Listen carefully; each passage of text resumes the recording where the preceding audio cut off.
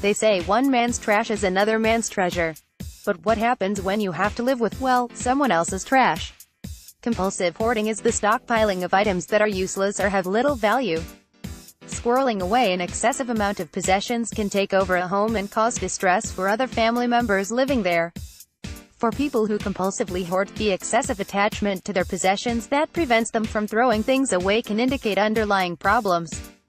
Hoarders can attach powerful emotions to their things, even those with no value. For an adult hoarder who is throwing something out, something valueless, all the feelings associated with it will be gone once he throws it out, says Charles Goodstein, MD, a clinical professor of psychiatry at the New York University Langone Medical Center and the president of the Psychoanalytic Association of New York. As Dr. Goodstein explains, hanging on to what other people consider trash is not just a matter of cleanliness or orderliness, but a desire to maintain sanity. What is hoarding? Stacks of magazines 3 feet high, collections of prescription pill bottles numbering in the hundreds, dining rooms that can no longer be used to entertain because they are filled with egg cartons, and newspapers. These are just some examples of excessive hoarding behaviors. Living with the clutter is difficult for loved ones, who become embarrassed by or angry at the hoarder in their household. Mine was a typical experience. I knew something was wrong, but I didn't know what it was, says Elizabeth Nelson, the now adult child of a hoarder. I spent a lot of my life thinking that once I got out of this mess, then my life would make sense, but it didn't, she says. How do you know if your loved one who hoards has obsessive-compulsive disorder, OCD, a type of anxiety disorder, or is just a pack rat?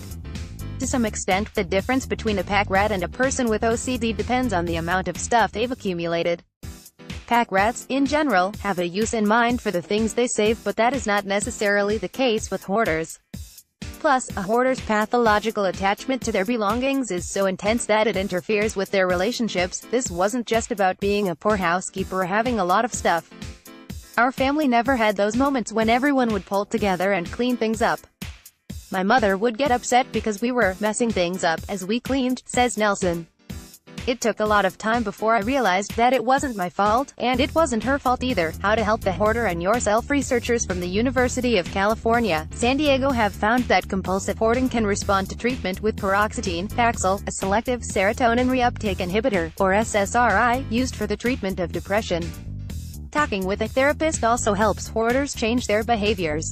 The best thing a caregiver can do is realize that there are larger issues going on that need to be diagnosed and addressed. According to Dr. Goodstein, the caregiver, rather than eliminating what's been hoarded, has to recognize that this is a symptomatic act.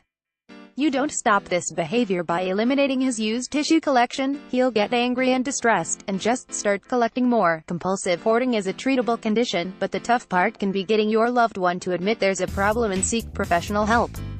If he refuses to go, you may still benefit by finding support from other people in your situation.